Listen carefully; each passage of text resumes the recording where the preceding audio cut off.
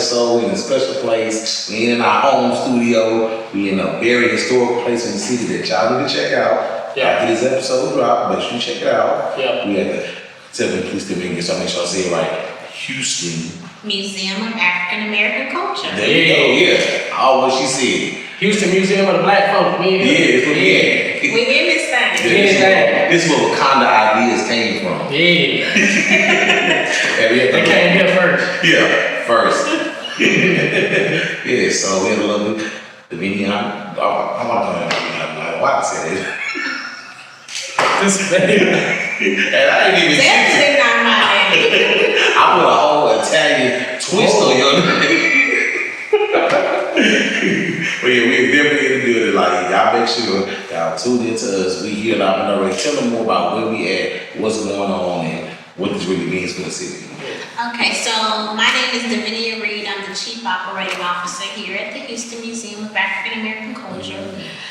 We're here to talk about Champagne and Ribs. Champagne and Ribs is our largest fundraiser of the season, and it's basically what it says it is, champagne and ribs. Everybody that's anybody, they're here to eat champagne and ribs and bridge the gap so that the community can see the museum. Okay. There's some lovely pieces in here. Just even coming in, like, there's some historical pieces that I don't want to spoil them because people need to come and support it. But, like, are these artists that are, like, independent artists, or how do y'all get these art pieces inside here? So we have a chief curator who goes out and he finds artists, global artists. Some are actually the artwork that you see behind us is from a Texas native by the name of Dominic Clay. Dominic actually used to be a curator here as well, but this is some of his artwork. You'll see, we have global artists. You really can't miss us. Yeah. For sure. Fire. I love it. So when did it start? When did this building become, what it is? When did it open up? So the last term that Mayor Lee P. Brown was in office, he decided that before he left office, he wanted two institutions to come about in Houston. That's the Gregory School and the Houston Museum of African American Culture. So that's when it all began. That was like around when year 2000? 2011. Oh, 2011, okay. Yeah. No, for real. So I've been to it in here, so I know how to get down. So champagne and ribs is a beautiful thing, you know what I mean? So it's part of the culture. Pull up and support the culture, for sure. Definitely. How do you feel about African American culture, like in today's society? How do you feel about it? So in today's society, I think that people don't show us enough appreciation for all that we do because we're an asset to everybody, to every culture.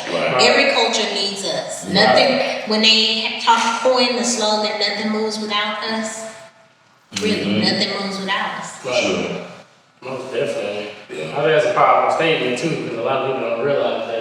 When people just only see what's going on like social media or the news and things like that and think that we in last place, so really we're not. Right. We're the forerunners. Right. I was just trying to get a way to utilize our power in the community. The things that I like going to museums. I'm a nerd, y'all, for sure.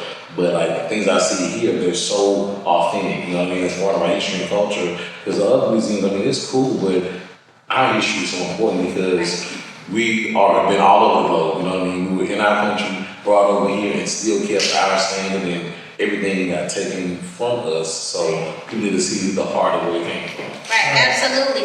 And a lot of the museums, like the interesting thing about HMAAC is we don't receive government funds like the other museums. We operate solely on the donations of the people, and we're a free museum because we want all people to experience our culture. Gotcha. Now, is that by choice or just the way it's set up, or? Well, it's kind of the way it's set up. Okay. We apply for the grants, but a lot of times they just rule us out.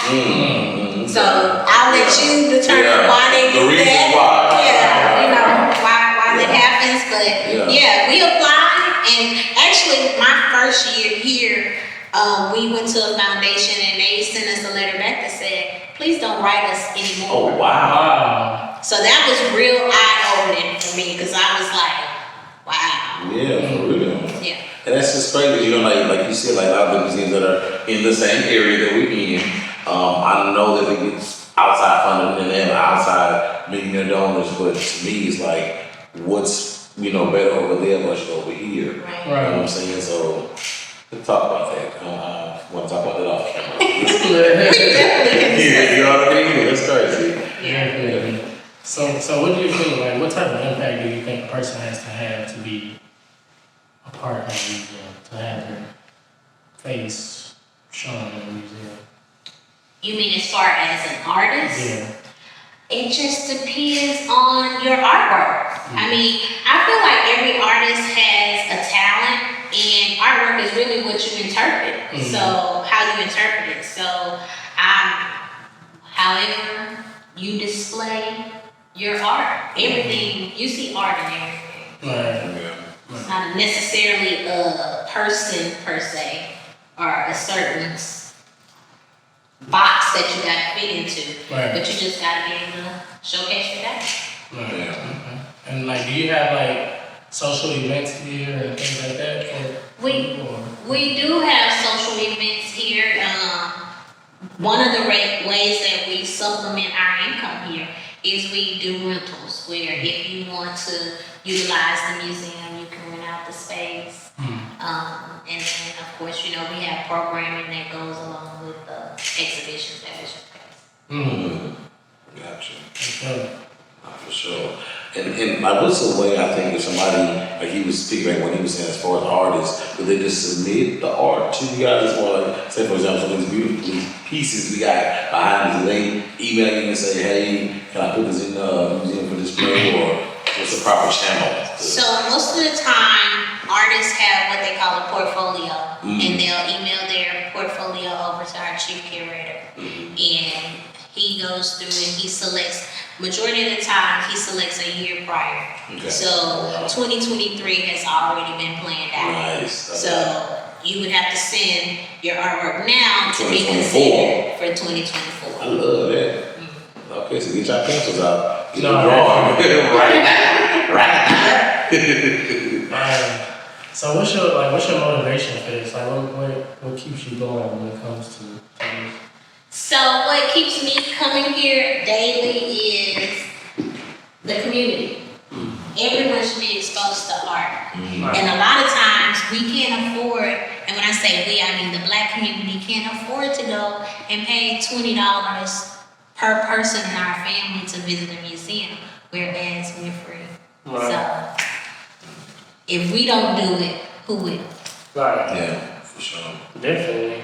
Nobody else do it.